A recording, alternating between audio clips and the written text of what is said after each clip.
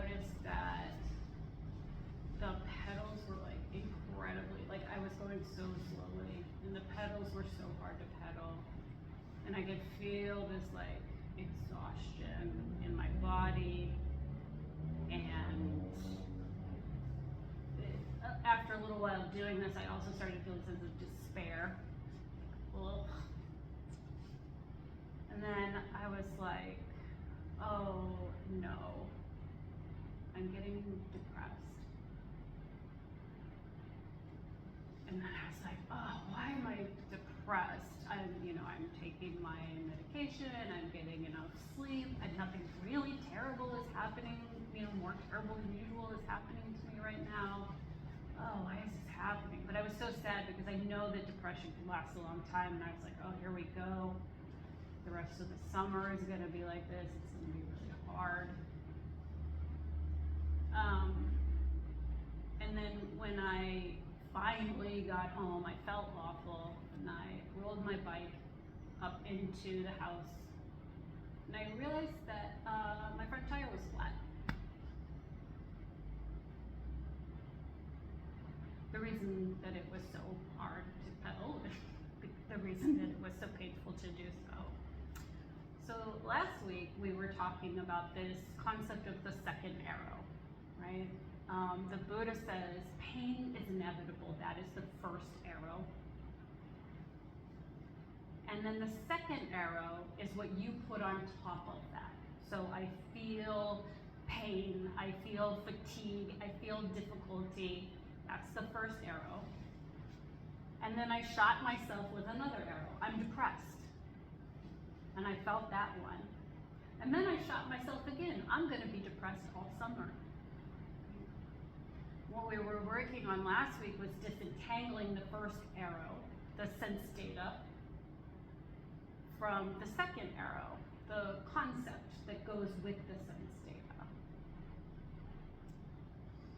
There's this concept in Buddhism, Sunna, which means emptiness. And it sort of feels like a vague philosophical thing that's not very useful, but when this happened to me this week, I was like, oh, I should definitely talk about Sunna. I think it's actually really useful for us here. So the concept of Sunna, emptiness, says that there are component parts that have a circle drawn around them so that we can understand them grouped together as a concept.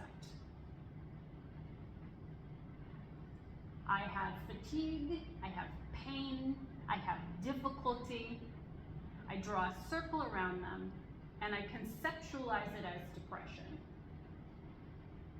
But if I look for the thing depression, all I can find is what's in the circle, right? Exhaustion, fatigue, despair, right? There is no thing depression. Depression itself, without its components, is sunna, empty. There's nothing there. It's just a concept that holds these component parts. Probably the way we're most familiar with this concept is in the Chinese metaphor of the river, right? We call it the river, but it is in fact at every moment a completely changing set of component parts, unrecognizable from what it was, 5 minutes ago. And Heraclitus, the Greek philosopher, talks about this too, saying you can't step in the same river twice because the river is never the river it was just a moment ago. But we draw a circle around all the things involved in the river and we call it conceptually river because that just makes our lives a lot easier to be able to refer to the river. And this idea, as science evolved, is also echoed in science, right? We draw a circle around it and call it water, but really it's hydrogen and oxygen molecules. And we draw a circle that says molecules, but really inside is subatomic particles, is atoms and subatomic particles. And we draw a circle around this. Eventually, when you get down to, if you Google the most recent science, is just like a thrumming vibration. There's nothing there. Not nothing. Sunna is the circle that we draw around it. but without the component parts, the thing itself does not exist. Buddhism says everything is sunnata. We experience the world through mental concepts, which are circles drawn around sets of experiences. Mental concepts that delineate component parts. But the concepts are only mentally delineated. They did some studies with people who had been born blind and then through medical science regained their sight. And one of the hardest things for people when that happened was to delineate between objects. Because their brains had never been trained to say the table ends here and the floor begins here. It took time for the mind to create the concept of the table as separate from the floor. We grow up doing that, so it's pretty natural for us. But without the capacity to delineate, there's not really a table or a floor.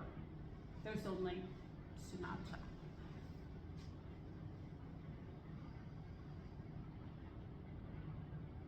And the neuroscientist, Lisa Feldman Barrett, she has a book that came out recently that I really recommend. I think it's really interesting, where she says that we're starting to understand that emotions are also mental concepts. They're made from component experiences. She argues that there's no happiness section of the brain, that neuroscience has not been able to find like a clump of cells in the brain that does happiness, but that in fact it's an aggregate concept that we use to describe a set of experiences that is not always the same for everybody. My happiness is quite different from your happiness. We use the concept so that we can communicate. But in fact, happiness is not a tangible, existing, physical thing. Kind of like mammal is a concept, right? Like it's an aggregate of an idea of a group of things, but each individual mammal is totally unique, and some mammals, platypus, break the rules. So no individual is the standard, and the average doesn't exist in reality, just like nobody really has 2.5 children. So the mind, neuroscience is telling us, functions in concepts because it is efficient. It would be really difficult to do life if we didn't have concepts. We would have to like get on the phone and say, I would like a circle of round dough pounded flat and put in the oven with tomato sauce and cheese and chopped vegetables, because we wouldn't have the concept pizza, right? We would always have to say the component parts, and it's not very efficient. So concepts are actually quite useful, and they're a good way of functioning. But we have to remember that concepts are sunnah. What their purpose is to draw these things together. So when people find out that concepts are sunnah, there are a couple of unskillful responses that come up. The first one is to say that because it is empty, because it is sunnata, it's not real. And that's just not true, right? The United States of America is a concept, but you can't be like, oh yeah, the United States is a concept, so I don't have to go to the passport office, right? The concept of the United States is socially agreed upon, and for all intents and purposes real, and if you don't think so, like try to cross the border, right? It is real. Gender is like this, right? Gender is a concept, and yet, if you try to function outside of its confines, you will quickly meet real consequences. Depression is real. The fact that it is delineating a set of experiences, an aggregate set, my depression is different from your depression, doesn't mean depression isn't real. It's just that it's a concept that is containing. We agree upon it containing certain components.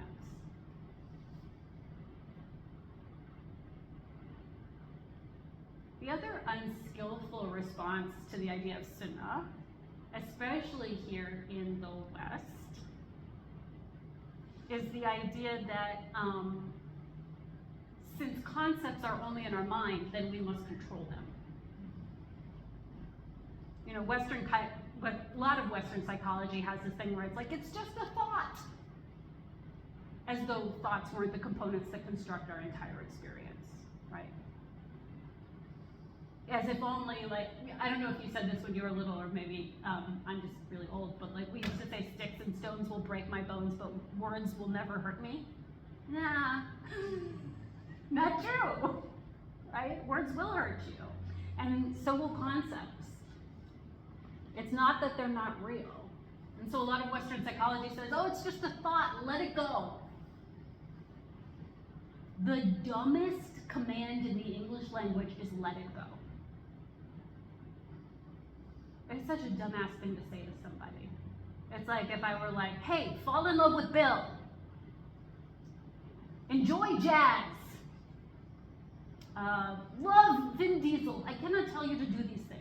It's not within your control. Maybe you do love Vin Diesel, and if you do, I'm happy for you. But you can't tell people to let go. People can't let go. Just because it's a thought doesn't mean you as an individual person have control over it. Race is a construct, but you as an individual cannot choose to let race go. It's real in all the ways that matter. So concepts are socially constructed and can only be altered with the consensus of the people who are sharing your social reality. I don't know if you've ever been in a class where the teacher gets up on the first day and says, we're going to make some agreements for how we're going to be together. And inevitably the first person who puts up their hand says, I think we should respect each other. And everyone goes, yeah, respect, let's go, we should respect each other. Until you start talking about how to implement respect and what that means to people, right? That is a concept not aggregating effectively enough to be useful to people. I taught in China, and I thought I was very progressive, telling these Chinese children, you know, our first rule is going to be we'll respect each other. Except in their collectivist culture that they were used to, the idea of respecting an individual's, for example, personal space was non-existent. And it was very strange for me to ask them to do that. I had to give them all the component parts of the thing I was suggesting and draw a circle around it, and I had to rename it something else in order for them to know what I was asking them to do.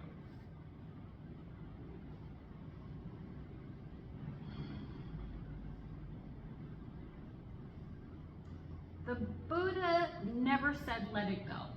Well, people think he did. But sort of like Jesus never said, from my cold dead hands, the Buddha also never said let it go. It's a misattribution. What the Buddha said was, let it be what it is.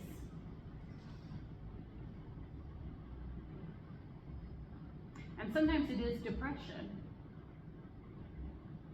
in a way that's useful to you, because then you can get treatment and medication and support and all the things that you, and community with other people who are claiming that word. Sometimes it's sometimes it's fatigue and sadness and tiredness and all the things that go with that. And it's not like you're trying to sleuth out what's true. You're trying to sleuth out what's useful. Depression wasn't a useful concept for me in my flat tire. If I had been able to step back from the second and third and fourth arrows back to the first and say, ooh, I'm tired, and this is hard to pedal, what's going on here? That would have been more skillful than what I did, which was ride all the way home feeling depressed. And that's what we're working on here. We attend to the component parts, right? Oh, this is thinking. This is pain, but I can even get more granular. Oh, this is burning. This is soreness. This is dullness. This is sharpness, right? I can get really granular about what I'm observing in a way that makes it so much more skillful for me to decide how I want to respond to it. Knowing what you're dealing with helps you respond more skillfully. That's why we practice this. That's why we note it. So that I can tell the difference between a concept that I don't have much power to do anything about and a set of factors that might get a different response. And sometimes that response is just compassion.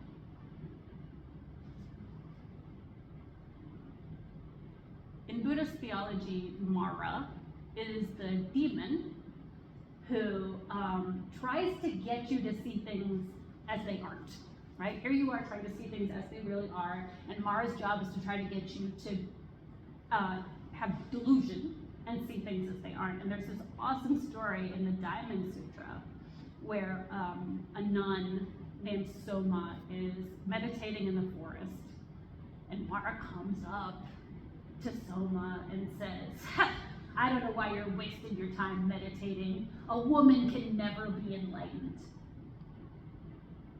And Soma recognizes Mara for what Mara is.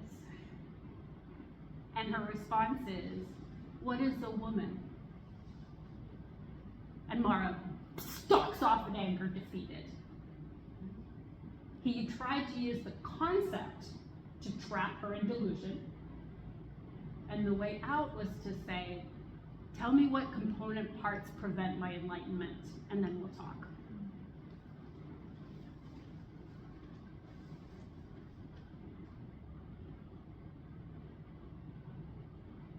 So I want to, in light of all this, invite us to do a little more practicing.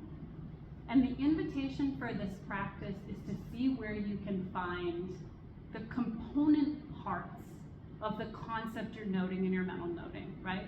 So for example, you might note knee pain. And then you can also note stretching of this tendon. And then you might notice that the stretching has gone away and now it's burning, right? You get really granular about your understanding of what the experience of the concept is. Or you notice that you are planning what I'm going to eat as soon as this class is over, right? Planning. And then you see the granular aspects of what planning is like. Oh, I have tenseness in my jaw and I can feel a racing sense in my mind, right? We're getting down to the pieces inside the concept. And then we go back to the breath. We work with whatever comes up to work with. We name it, we note it, we allow it, and then we head back to